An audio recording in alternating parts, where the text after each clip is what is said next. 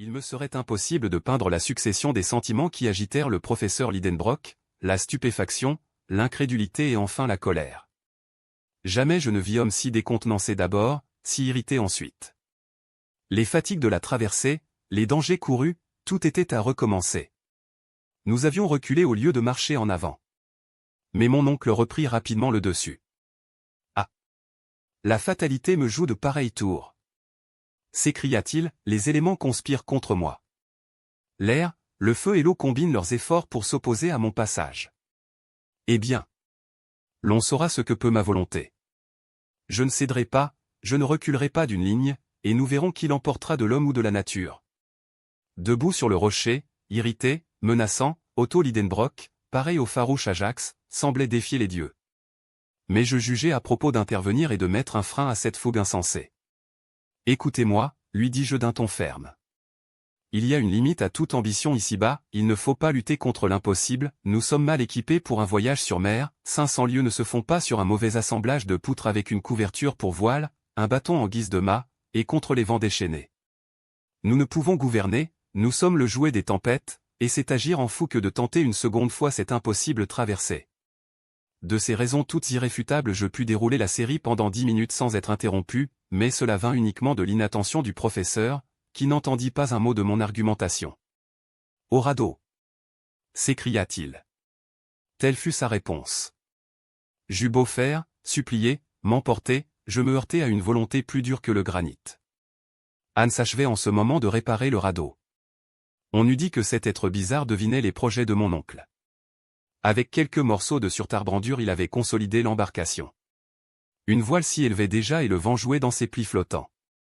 Le professeur dit quelques mots au guide, et aussitôt celui-ci d'embarquer les bagages et de tout disposer pour le départ. L'atmosphère était assez pure et le vent du nord-ouest tenait bon. Que pouvais-je faire? Résister seul contre deux? Impossible. Si encore Hans se fût joint à moi. Mais non.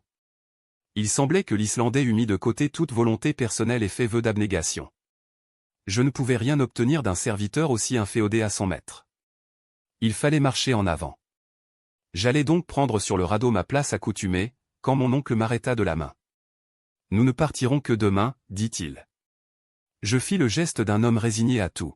« Je ne dois rien négliger, reprit-il, et puisque la fatalité m'a poussé sur cette partie de la côte, je ne la quitterai pas sans l'avoir reconnue. Cette remarque sera comprise quand on saura que nous étions revenus au rivage du nord, mais non pas à l'endroit même de notre premier départ. Port Groben devait être situé plus à l'ouest. Rien de plus raisonnable dès lors que d'examiner avec soin les environs de ce nouvel atterrissage. Allons à la découverte, dis-je. Et, laissant Hans à ses occupations, nous voilà partis. L'espace compris entre les relais de la mer et le pied des contreforts était fort large, on pouvait marcher une demi-heure avant d'arriver à la paroi de rocher. Nos pieds écrasaient d'innombrables coquillages de toutes formes et de toutes grandeurs, où vécurent les animaux des premières époques. J'apercevais aussi d'énormes carapaces, dont le diamètre dépassait souvent 15 pieds. Elles avaient appartenu à ces gigantesques glyptodons de la période Pliocène dont la tortue moderne n'ont plus qu'une petite réduction. En outre le sol était semé d'une grande quantité de débris pierreux, sorte de galets arrondis par la lame et rangés en lignes successives. Je fus donc conduit à faire cette remarque, que la mer devait autrefois occuper cet espace. Sur les rocs épars et maintenant hors de ses atteintes, les flots avaient laissé des traces évidentes de leur passage. Ceci pouvait expliquer jusqu'à un certain point l'existence de cet océan, à 40 lieues au-dessous de la surface du globe. Mais, suivant moi, cette masse d'eau devait se perdre peu à peu dans les entrailles de la Terre, et elle provenait évidemment des eaux de l'océan, qui se firent jour à travers quelques fissures. Cependant il fallait admettre que cette fissure était actuellement bouchée, car toute cette caverne, ou mieux, cet immense réservoir, se fut remplie dans un temps assez court. Peut-être même cette eau, ayant eu à lutter contre des feux souterrains, s'était vaporisée en partie. De là l'explication des nuages suspendus sur notre tête et le dégagement de cette électricité qui créait des tempêtes à l'intérieur du massif terrestre. Cette théorie des phénomènes dont nous avions été témoins me paraissait satisfaisante, car, pour grandes que soient les merveilles de la nature, elles sont toujours explicables par des raisons physiques. Nous marchions donc sur une sorte de terrain sédimentaire formé par les eaux, comme tous les terrains de cette période, si largement distribués à la surface du globe. Le professeur examinait attentivement chaque interstice de roche. Qu'une ouverture quelconque existât, et il devenait important pour lui d'en faire sonder la profondeur. Pendant 1 mille, nous avions côtoyé les rivages de la mer Lidenbrock, quand le sol changea subitement d'aspect. Il paraissait bouleversé, convulsionné par un exhaussement violent des couches inférieures. En main endroit, des enfoncements ou des soulèvements attestaient une dislocation puissante du massif terrestre. Nous avancions difficilement sur ces cassures de granit, mélangées de silex, de quartz et de dépôts alluvionnaires, lorsqu'un champ, plus qu'un champ, une plaine d'ossements apparut à nos regards. On eût dit un cimetière immense, où les générations de 20 siècles confondaient leur éternelle poussière. De hautes extumescences de débris s'étageaient au loin. Elles ondulaient jusqu'aux limites de l'horizon et s'y perdaient dans une brume fondante. Là, sur 3000 carrés.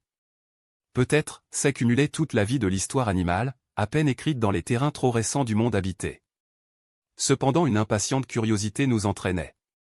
Nos pieds écrasaient avec un bruit sec les restes de ces animaux antéhistoriques, et ces fossiles dont les muséums des grandes cités se disputent les rares et intéressants débris. L'existence de 1000 cuviers n'aurait pas suffi à recomposer les squelettes des êtres organiques couchés dans ce magnifique ossuaire. J'étais stupéfait. Mon oncle avait levé ses grands bras vers l'épaisse voûte qui nous servait de ciel. Sa bouche ouverte démesurément, ses yeux fulgurants sous la lentille de ses lunettes, sa tête remuant de haut en bas, de gauche à droite, toute sa posture enfin dénotait un étonnement sans borne.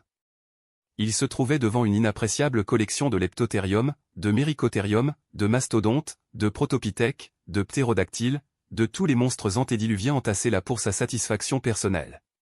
Qu'on se figure un bibliomane passionné transporté tout à coup dans cette fameuse bibliothèque d'Alexandrie brûlée par Omar et qu'un miracle aurait fait renaître de ses cendres. Tel était mon oncle le professeur Lidenbrock. Mais ce fut un bien autre émerveillement, quand, courant à travers cette poussière volcanique, il saisit un crâne dénudé, et s'écria d'une voix frémissante, « Axel! Axel! Une tête humaine! Une tête humaine !» Mon oncle, répondis-je, non moins stupéfait. Oui, mon neveu. Ah. Monsieur Milne Edwards. Ah. M. de 4 phages. Que n'êtes-vous là où je suis, moi, Otto Lidenbrock?